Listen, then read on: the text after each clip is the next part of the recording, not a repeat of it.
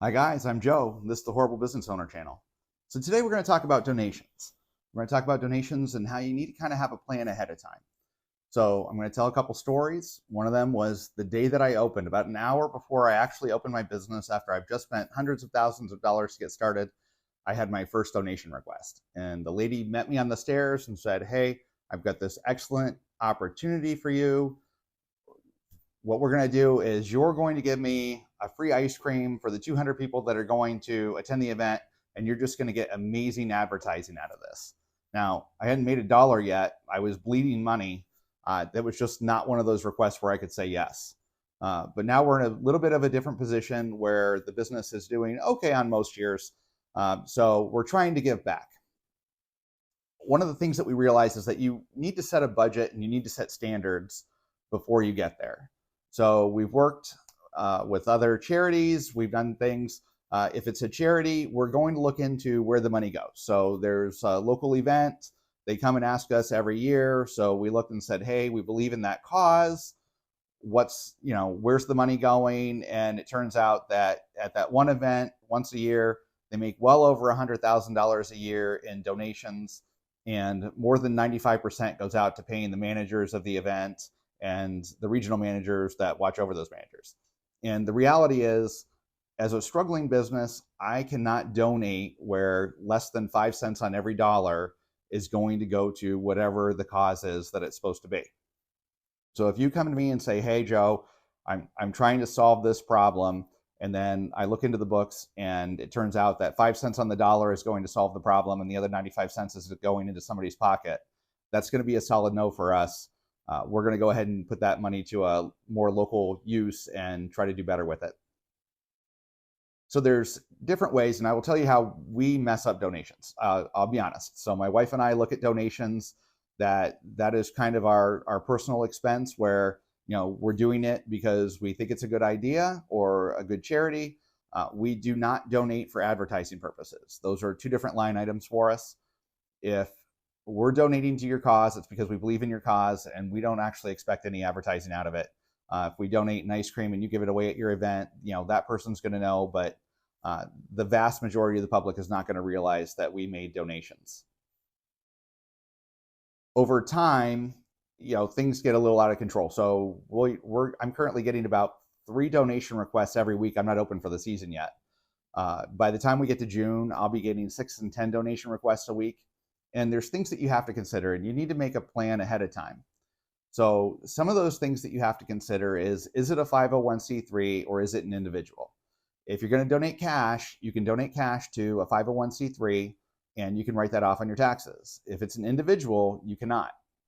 So if you donate to an individual, you could donate a product. So if I donate an ice cream to you, I do not get to write off the price of the ice cream. I only get to write off the cost of goods in my regular expenses. So that's something that you need to realize ahead of time. We talked to another store owner at the last convention I was at, and we actually talked about donations. And one of the things that they said is that when at the end of every month, they look at what they brought in revenue, what they think is profit, and then from what they think is profit, they take a portion and they put that in the donation basket. So if you show up and ask them for a donation, they say, "Do we believe in your charity?" And then they look at it and they say, "Do we have money in the basket?" And if they believe in your charity, but there's no money in the basket, they're going to tell you that, "I need you to come back next month. We just don't have money in the basket right now." And if they believe in your charity and there is money in the basket, then they tell you, "Okay, we got you. Here's what we got for you." And if they don't believe in your charity, they just tell you that they don't do it.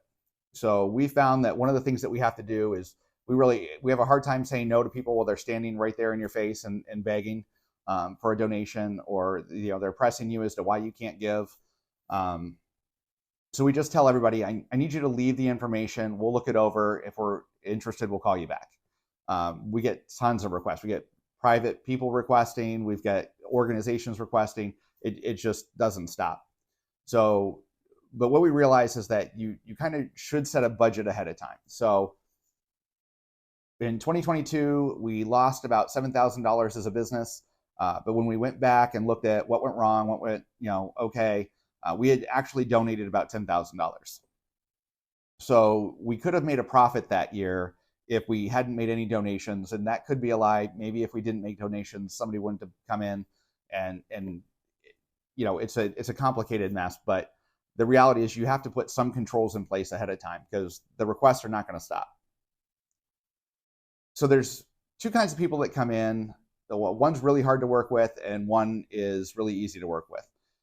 The hard to work with one is the person that has either never been to your shop, or they tell you that they go somewhere else because they think that their product is cheaper, and then they want a donation from you because they want a quality product for whatever event that they're running. It's really hard to donate to that person. The person that's really easy to donate to calls you and says, hey, we know that you're a business. We know that you need to make money too. We're running this charity. This is the benefit to the community. Could you sell us product at cost? And then we can both work together to make this better. And it's really easy. And those people typically get a little bit more of a donation from us because you can actually work with somebody that's trying to make it a win-win for both of you.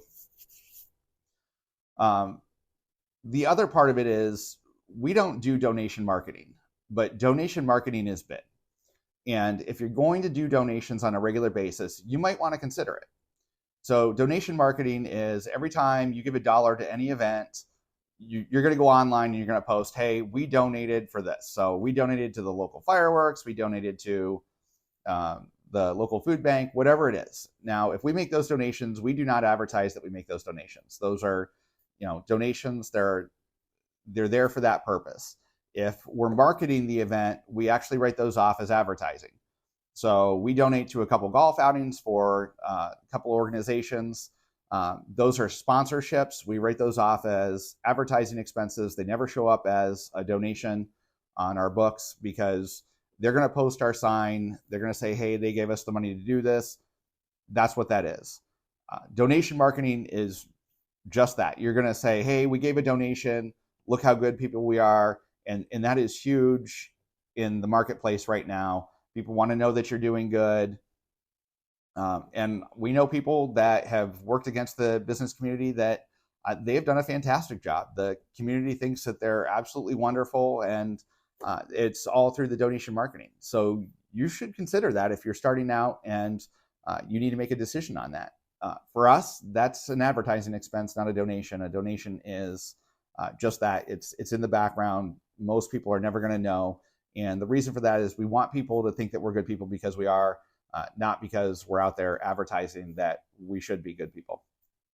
The one time that we changed that rule, a couple years ago, we started Dessert with a Purpose. And on that, we picked hospice. So my wife's dad was struggling with cancer. Hospice came in. They helped us when we really needed help. We never saw a bill, and they were absolutely amazing. So when we were in a position to give back, we went to hospice and we said, hey, we have this idea. Would you guys be interested? And they said yes. So we opened for 3 hours in November. We're normally closed in November. Hospice comes in. They make their people available to answer questions for people that have questions. And then 100% of sales that day goes to hospice. We keep absolutely nothing. The whole amount goes to hospice as our way of giving back. And we do advertise that one. And the reason is not because we're trying to do the donation marketing on that. The reason that we advertise that is because we want people to show up that have been affected and they can help hospice through a treat, or we want people that have questions for hospice that they can come and get an answer in a neutral environment where they don't have to worry about what decisions are being made. But outside of that, most of our donations are in the background. No one will ever know. We donated to a couple different Easter egg hunts for one's run by a local business. Another is for a small community outside of our area that they do a wonderful program, but they struggle a little bit with their Easter egg hunt. We normally don't say anything about those things. The business actually posted last night thanking us for the help, and we appreciate that. But normally that would have been one of our silent donations. No one would have ever known. We weren't trying to take the thunder from the business that's doing a good thing for the community. We just looked at it, said, oh my God, look how much money they're spending. We can help out a little bit. And that's what we were trying to do.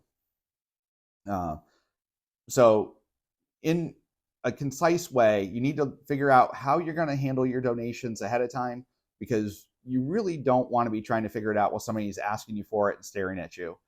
It's a really awkward place to be.